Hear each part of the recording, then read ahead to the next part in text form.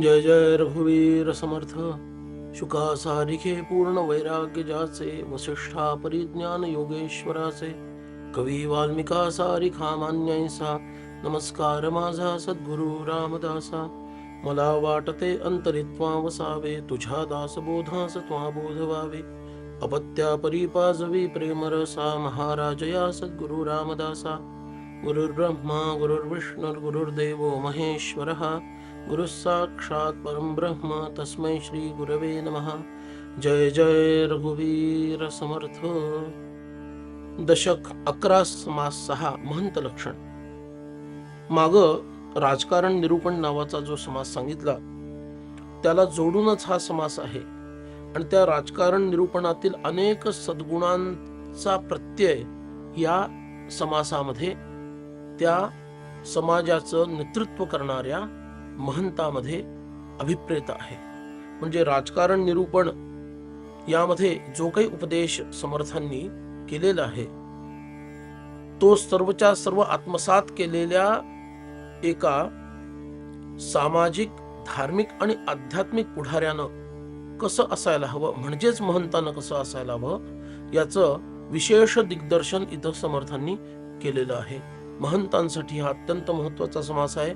सगळ्यात लहान समास दासबोधातला म्हणता येईल असा हा समास 19 ओव्यांचा, तरी सुद्धा त्याचा लघुशरीर जरी हा समास असला तरी त्याचा आशय आणि भावार्थ हा फार मोठा आहे, कारण त्याच्या समाप्तीला रामरायांचे गुण घ्यायला सांगितलेले.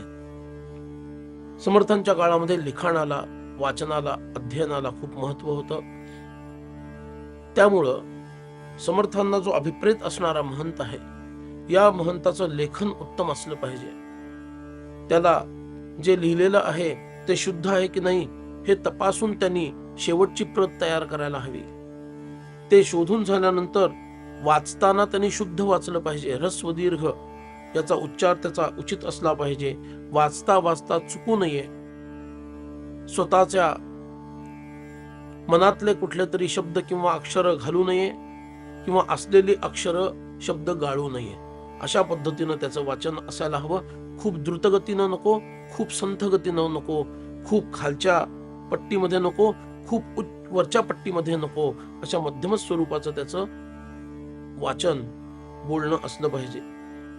जर काना मात्रा चुकल्या असतील तर त्या त्यांनी नेमस्त करायला हव्यात, नीट करायला हव्यात.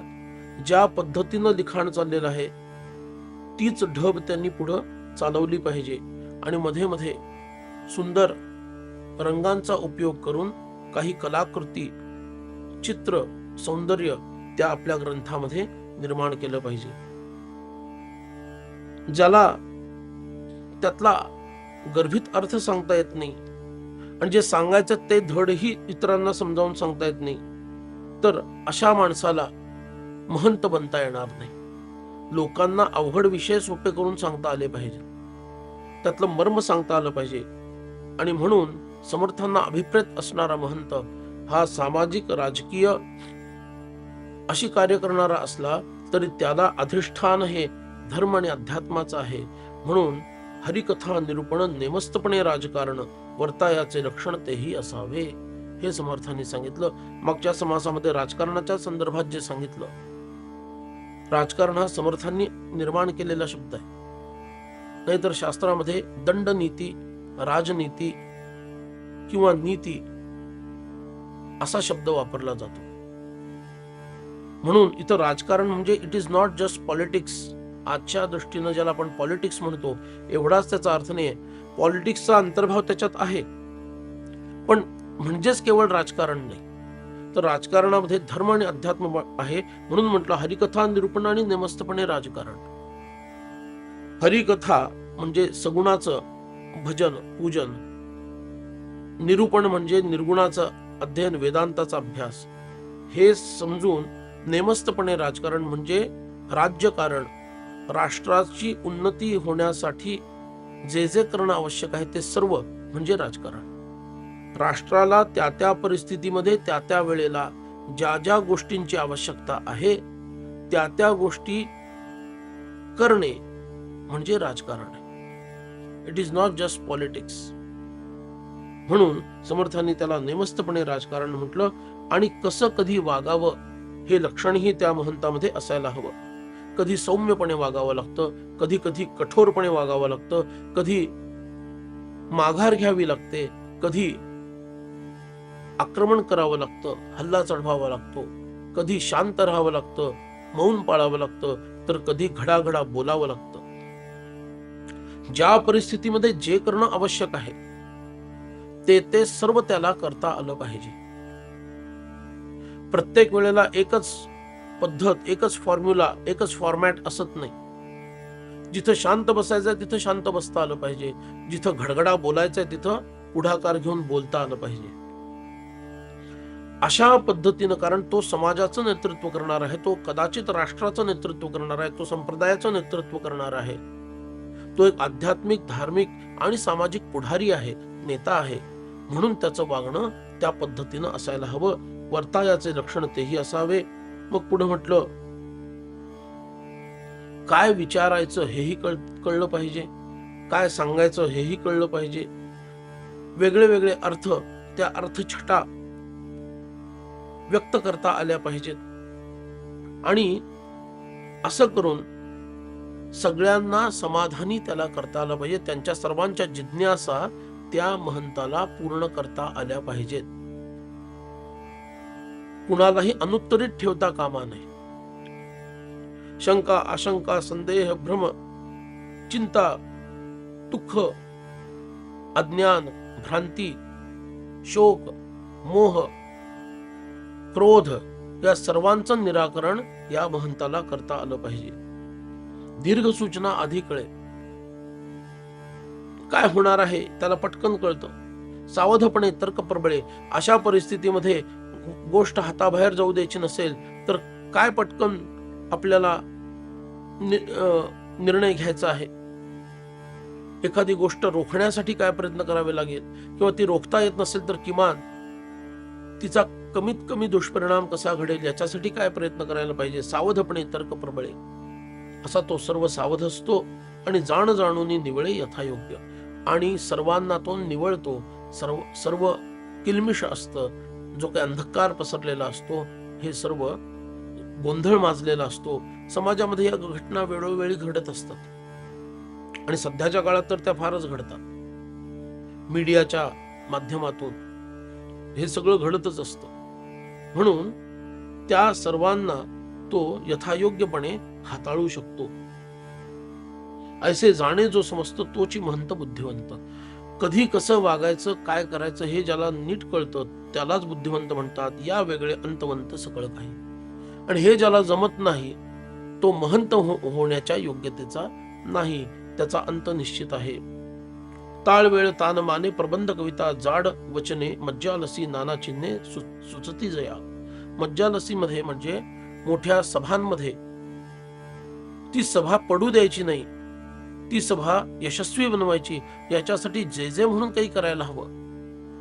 ऐन वेळेला काही बदल करावे लागतात. काही तुम्ही ठरवलेलं नियोजन बदलावं लागतं. काही निर्णय तत्काळ घ्यावे लागतात. काही निर्णय लांबणीवर टाकावे लागतात. हे जे काही पटापट करायचं आहे हे सगळं त्याला अगदी वेळच्या वेळी सुचत राहतं. इतका तो जागरूक असतो. हाच शहाणा. आणि त्याला संगीताचंही ज्ञान आहे, त्याला वेळेचंही भान आहे, त्याला काव्य, शास्त्र, सौंदर्य हेही कळतं. आणि गुप्त जाड वचने याचा अर्थ अत्यंत महत्वाची वचने त्याला मुखोद्गत असतात. तो एकांतामध्ये तत्पर असतो आणि पाठांतर भरपूर करतो. आणि त्याच्याहून अधिक म्हणजे प्रत्येक शब्दाचा, प्रत्येक शास्त्राचा त्याचा सूक्ष्म अभ्यास असतो. आणि त्याला अर्थांतरामध्ये प्रवेश करता येतो. ग्रंथगर्भात गुप्त असणाऱ्या अर्थांना तो बाहेर काढू शकतो. हे त्याचं वैशिष्ट्य आहे. आधी स्वतः शिकतो आणि मग लोकांना शिकवतो. तोच श्रेष्ठ पदाला पोहोचतो. आणि सगळ्यात महत्वाचं दायित्व आहे, लोक जे गुंतलेले असतात प्रपंचामध्ये, अडकलेले असतात, नानाविध कारणांमुळं, मोहामुळं ते बांधले गेलेले असतात. माझा मुलगा, माझी मुलगी, संपत्ती, पैसा, घर याच्या सगळ्या या मोहक अवस्थांनी आणि मोहक गोष्टींनी, मायावी प्रभावाने हे सर्व या प्रपंचाला गुंतलेले असतात. त्यांना हळूहळू हळू करून विवेकानं तो दूर करतो. वेगळे वेगळे उपाय योजून, क्लृप्त्या वापरून हळूहळू या लोकांना, अडकलेल्या या प्रपंचात अडकलेल्या लोकांना स्वतःप्रमाणे प्रपंचापासून दूर करतो. हे विवेकाचं बळ त्याच्यामध्ये असतं. कधी कधी थांबून ठेवावं लागतं. एखाद्याची तयारी नसते, त्याच्यासाठी तो सहन करतो. आपोआप कालांतरानं त्या व्यक्तीच्या लक्षात येतं की आपण पूर्वी आपल्याला जे सांगितलं होतं तेच योग्य आहे आणि आपण त्या महाराजांनी सांगितलं होतं तसं करायला सुरुवात करायला पाहिजे. म्हणून त्या समोरच्या व्यक्तीला जे काही सांगितलं आहे त्याचा विचार करायला सुद्धा आणि त्याचा अनुभव घ्यायला सुद्धा वेळ दिला गेला पाहिजे, हे सुद्धा ज्याला कळतं. म्हणून तो कधी कधी आजच्या भाषेत बोलायचं तर वेट अँड वॉच असाही पवित्रा ठेवतो आणि कधी कधी आग्रहपूर्वक एखाद्याकडून ते जणू काही मानगुटीवर बसून त्याच्याकडून करून घेतो. कुणाकडून ते करून घ्यायचं, कुणासाठी वाट बघायची, हेही ज्याला नीट पद्धतीनं कळतं. आता ह्या गोष्टी कशा आहेत, ह्या अनुभवाच्या गोष्टी आहेत. त्या काही अशा कागदावर लिहून सांगण्यासारख्या गोष्टी नाही. म्हणून हे सुद्धा त्या ज्याला कळतं त्यालाच या सगळ्या गोष्टीतून समाजाचं हित साधता येतं. त्याचं अक्षर सुंदर असतं, त्याचं वाचणंही सुंदर असतं, बोलणं तर सुंदर असतंच, त्याचं चालणं म्हणजे काय, त्याचा आचार तोही सुंदर असतो. भक्ती, ज्ञान, वैराग्य हे सर्वच्या सर्व सुंदर त्याचं असतं आणि ह्या पद्धतीनं तो जीवन जगत असतो. असा हा महंत, किती तो समाज भाग्यवान असेल की असा महंत त्या समाजाला प्राप्त व्हावा. त्याला यज्ञ खूप आवडतो. तो कधी कंटाळतच नाही. हे होत नाही, ते होत नाही, तो कधी दुःख मानत नाही. प्रत्येक वेळेला त्याचा यत्न दो देव जाणावा अंतरी धरिता बरे, हे फक्त दुसऱ्यांना सांगण्यासाठी नाही, तो स्वतःच्या जीवनामध्ये हा यत्न भरपूर करतो आणि नानाविध प्रसंगांमध्ये तो आपली बुद्धिमत्ता आणि आपलं कर्तृत्व प्रकट करतो आणि धीटपणानं सगळ्यांच्या समोर येतो. Lead from the front.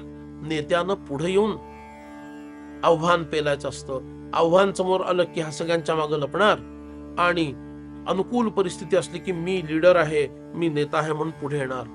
हे काही महंताचं लक्षण नाही. म्हणून समर्थ म्हणतात, धीटपणे प्रगटे दडे ऐसा नव्हे. प्रकट होतो आणि धीटपणे एखादा आव्हान तो आपल्या छातीवर घेतो, पेलतो आणि आपल्या समुदायाला आश्वस्त करतो. साकडीमध्ये वरतो जाणे. कठीण प्रसंग आला तर कसं त्याच्यातून निसटायचं हे त्याला बरोबर कळतं. उपाधीमध्ये मिळव जाणे. किती उपाध्या आल्या, वाढल्या, किती काम वाढलं तरी सुद्धा त्या उपाधींमुळं त्याची साधना बिघडत नाही, त्याची उपासना आहत होत नाही, त्याची साधना नित्य चालू राहते. अलिप्तपणे राखो जाणे आपणासी. आणि स्वतःला या उपाधींपासून तो दूर ठेवू शकतो आणि अलिप्तपणे स्वतःची साधना, स्वतःचं चिंतन, स्वतःचं नामस्मरण तो अखंड चालू ठेवतो, उपाधी असल्या तरी सुद्धा. म्हणून समर्थ म्हणतात, त्याच्या समोर आदर्श आहे तो अंतरात्म्याचा आदर्श आहे तरी सर्वा ठाई पाहो जाता कोठेच नाही, जैसा अंतरात्मा ठाईच्या ठाई गुप्त झाला. बघितलं तर तो सगळीकडे आहे, त्याची चर्चा सगळीकडे सुरू आहे, पण प्रत्यक्षात तो त्या ठिकाणी आहे असं नाही. म्हणजे तो लोकांना कामाला लावून, लोकांना प्रेरणा देऊन त्यांच्या करवी ते कार्य करून घेतो. अंतरात्मा जसा कुठे दिसत नाही, पण तो नसला तर देहाचं शव होऊन जात. असा हा महंत अनेक मंडळांमध्ये अनेक कार्य करत राहतो. अनेक ठिकाणी त्याचं वास्तव्य असतं, अनेक ठिकाणी त्याचा पगडा असतो, त्याचा प्रभाव असतो आणि नाना ठिकाणी जाऊन तो हे कार्य करवून घेत असतो लोकांकडून. पाहिलं तर तिथं तो तुम्हाला सापडणार नाही, पण त्याच्या गोष्टी मात्र तिथं चालू असतील. त्यांनी सांगितले म्हणून आम्ही हे करतो, त्यांच्या सांगण्यानुसार हे चाललेलं आहे. अशा पद्धतीनं तो आपलं कार्य पुढे नेत असतो. त्या वेगळे काहीच नसे, पाहू जाता तो न दिसे, न दिसोन वर्तवी तसे प्राणी मात्र असे. कारण का, अंतरात्मा आहे म्हणून सगळं चालू आहे. अंतरात्मा नसेल तर जीवाकडून काहीच घडणार नाही, तो मरण पावेल. त्याचप्रमाणे हा महंत सुद्धा या लोकांमध्ये कार्य करतो. तैसाच हाही नानापरी बहुत जनास शहाणे करी, नाना विद्या त्या विवरी स्थूळ सूक्ष्मा. अनेक विद्या, ज्याचा जो अधिकार आहे त्याप्रमाणे स्थूल विद्या, सूक्ष्म विद्या, या सगळ्या विद्या तो शिकवत असतो. त्याचा प्रयत्न हा असतो की लोक लवकरात लवकर शहाणे व्हावेत, विवेकी व्हावेत, अभ्यास त्यांचा वाढावा, त्यांचं चिंतन वाढावं, त्यांचं ध्यान वाढावं, त्यांचं स्मरण वाढावं. पण प्रत्येकाचा अधिकार काही सारखा असत नाही. मग ज्यांचा स्थूल शिकण्याचा अधिकार आहे त्यांना वरवरच्या विद्या शिकवाव्या लागतात, तो अभ्यास करून घ्यायला लागतो. जे थोडे पुढे गेले त्यांना तो अभ्यास करून घ्यायला लागतो. जे अधिक पुढे गेले त्यांच्याकडून सूक्ष्मातला अभ्यास करून घ्यावा लागतो. हे ज्यांना कळतं असा हा महंत आहे. आपणाकरिता शहाणे होती हे सहजची सोय धरती, जाणतेपणाची महंती ऐसे असे. जो खरा शहाणा महंत आहे, जाणता महंत आहे, तो स्वतःच ज्ञानी असल्यामुळं, त्याच्या संगतीला आल्यामुळं लोकांमध्ये बदल होतो. आणि तो बदल झाल्यामुळं लोक त्याला मानायला लागतात, त्याला आपलंसं करतात, त्याचा शब्द पडू देत नाहीत. आणि म्हणून त्याचं जाणपण, त्याचं शहाणपण या त्याच्या अनुयायांमध्ये सुद्धा प्रसृत होतं. हे या महंताचं लक्षण आहे. आणि म्हणून समर्थांनी म्हटलं, फार सुंदर 2 ओव्या शेवटच्या आहेत, अप्रतिम ओव्या आहेत. राखो जाणे नीती न्याय, न करी न करवी अन्याय. कठीण प्रसंगी उपाय करू जाणे, ऐसा पुरुष धारणेचा. तोची आधार सकळ बहुतांचा, दास म्हणे रघुनाथाचा गुण घ्यावा. किती सुंदर 2 ओव्या समर्थांनी सांगितल्या. म्हणून तो कसा आहे, न्याय नीती राखतो, टिकवतो, स्वतः कधी अन्याय करत नाही आणि कुणाला करू देत नाही.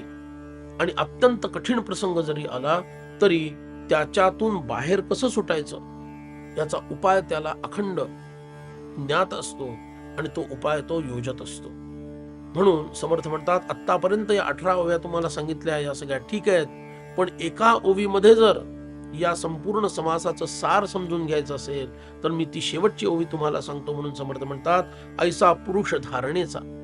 महंत कसा हवा, धारणेचा पाहिजे, त्याच्यामध्ये धारणा क्षमता अद्वितीय पाहिजे.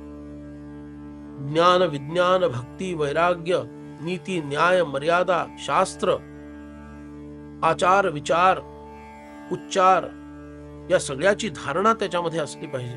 ऐसा पुरुष धारणेचा, तोची आधार बहुतांचा. आणि अनेक लोकांना शहाणं करण्याचं दायित्व भगवंत किंवा सद्गुरू त्याच्यावर सोपवतात. म्हणून तो अनेकांचा आधार बनतो. आणि समर्थ म्हणतात, दास म्हणे रघुनाथाचा गुण घ्यावा. भगवान श्री रामरायांचे जे सद्गुण सांगितलेले आहेत, अनेक ठिकाणी सांगितले. 2 स्थान महत्वाची सांगतो. वाल्मिकी रामायणातील बालकांडातील पहिला सर्ग आणि वाल्मिकी रामायणातील अयोध्याकांडातील पहिला सर्ग, हे 2 सर्ग जरी अभ्यासले आपण, किंवा मग आपण याच दासबोधातील सद्विद्या निरूपण अभ्यासलं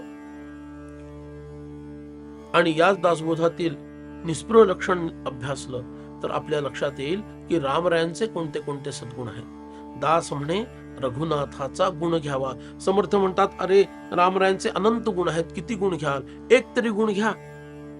हा एक जरी गुण त्या महंतामध्ये आला तरी तो खऱ्या अर्थानं समर्थांना अभिप्रेत असणारा उत्तम असा महंत बनू शकतो. जय जय रघुवीर समर्थ.